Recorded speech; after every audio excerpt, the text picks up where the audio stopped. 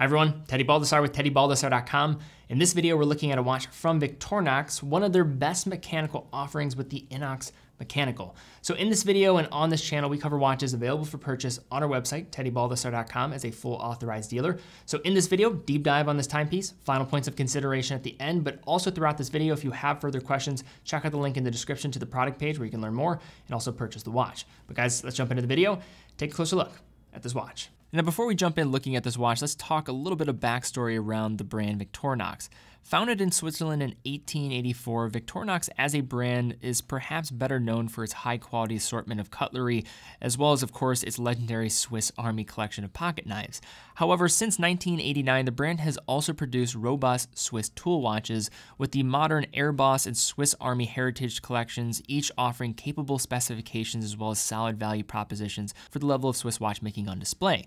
Now, since its release in 2014, though, the I.N.O.X collection of watches, which is defined by its ability to withstand a broad range of over 130 extreme tests, has come to define Victorinox in the minds of enthusiasts and mass market consumers alike.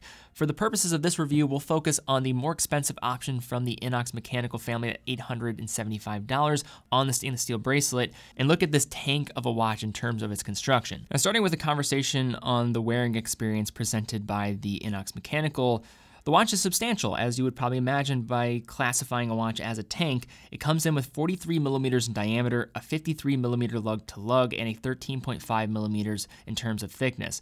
For me, the watch wears slightly larger than the 43 millimeters in practice, wearing closer to that of a 44 millimeter case on the wrist, largely as an effect of the broader case length.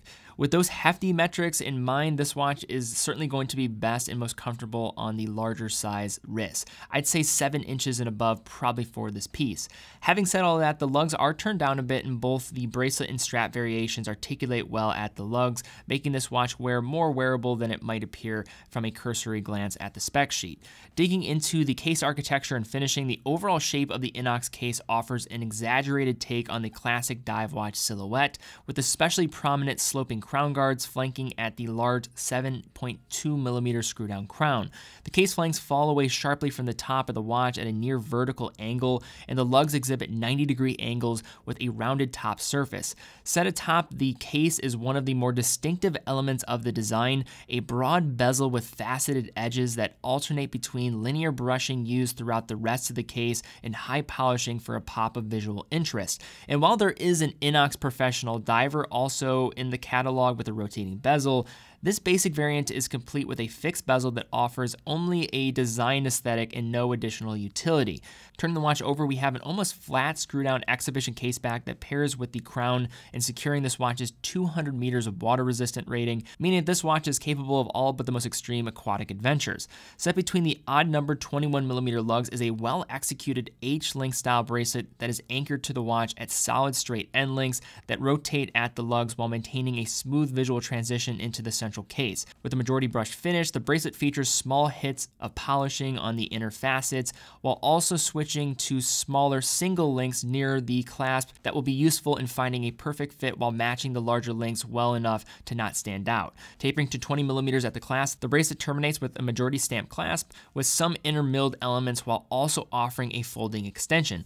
Taking a look at the strap version, we have a khaki tan leather strap with an outer grid or waffle textured surface and a solid milled folding deployant clasp. While the well-done bracelet is probably the better fit for the model and especially worth it at the only $50 upcharge, the strap does look the part while also offering a substantially lighter wearing experience with what is already a large and heavy watch. But just to speak to the bracelet, it is exceptionally well done for a bracelet under $1,000 and matches the construction of the case overall. If there's one thing this brand knows how to do, is to shape and case metal in an appropriate and effective way. Now, one of the first things you'll notice about the I.N.O.X style is the depth. With sharply angled and multi-tiered chapter ring with minute markings on the top ring, secondary printed 24-hour markings on the second tier, along with the indents at the minute positions, and a smooth ring at the bottom that is cut away to accommodate each of the 12-hour indices. The indices themselves are trapezoidal in shape, applied, polished, and filled with luminescent material, with the 12 o'clock index executed in the shape of the Victorinox logo and a sort of Rolex Oyster Perpetual style move. The primary dial surface exhibits a pressed fine waffle texture in a dark blue shade that offers excellent contrast with the prominent tapered baton handset and red tip stick second hand rotating at the center. Both the dial and hands feature a reasonable helping of luminescent material, and the watch glows adequately in practice while falling behind industry leaders in the department such as Seiko, for example. Dial text is also low-key, with the only brand wordmark Swiss Army and automatic breaking up the otherwise clean design. Overall, this is just a legible, pretty straightforward and well-finished dial at the price, offering a few more refined elements to match an otherwise hulking tool watch concept. Turning the INOX over, the mineral exhibition caseback allows for a view of the simply finished Sellita SW200 lurking underneath.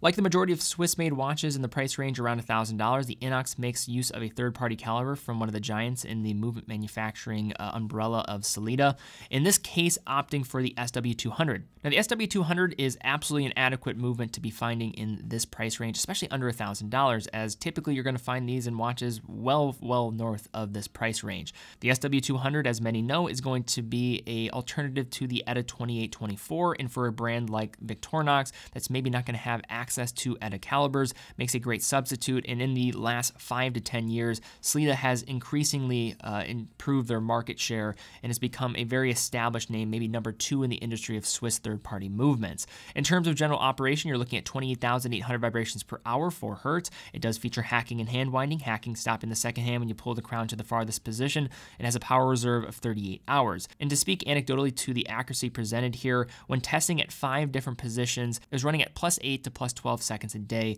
when clocking it in. All right, so now to unpack looking at this Victorinox INOX mechanical. So this is a watch that it's going to be catered to a specific type of enthusiast. And I think when you analyze this type of watch, you have to consider the brand in which is making it. This is a brand that's going to be established in making pocket knives and other cutlery items, and really think about the everyday carry side of things. And I think that is ultimately what you end up with at the end result of this watch. The finishing is solid, especially with the case and a pretty interesting dial. Bracelet is absolutely phenomenal for a watch under $1,000. And the SW200 for around this price, I think is absolutely a great movement to have. It's going to be a durable watch. It's going to really just strike that type of everyday carry tool watch type of aesthetic that I think this one was intended to go for.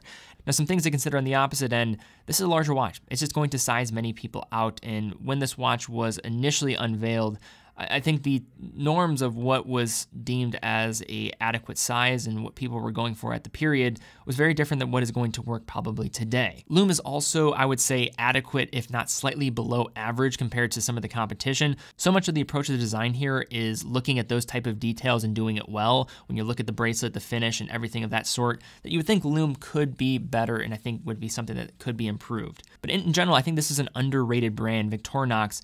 And there's a reason why we decided to add them to the store. I think they have a compelling history. They have a lot of room to grow in their watch collection. And when talking about one of the better finished watches under $1,000, you don't think of an INOX mechanical, but it is, I would say, in many instances, a very well done watch from a brand that many people probably aren't looking in the direction of. It is going to unfortunately size many people out, but if you just look at what is being created from a finishing standpoint, from the bracelet, the dial, the case, this is a well-done piece. And if you're looking for a watch that has that up utility, is going to appeal to these characteristics as mentioned, I think this is a watch that probably needs to be on your radar. All right, guys, well, thank you again so much for watching. If you did enjoy this video, please give it a thumbs up. That does help out the channel. But also, if you're in the market for this watch, check it out on TeddyBaldassarre.com. TeddyBaldassarre.com is a full authorized dealer for 30 brands, quick and fast fulfillment, dedicated customer support, full factory warranty for all the products that we offer as well, unlike a lot of places online where you go to look to purchase. But guys, thank you again so much for watching. Be well, and I'll see you all very soon.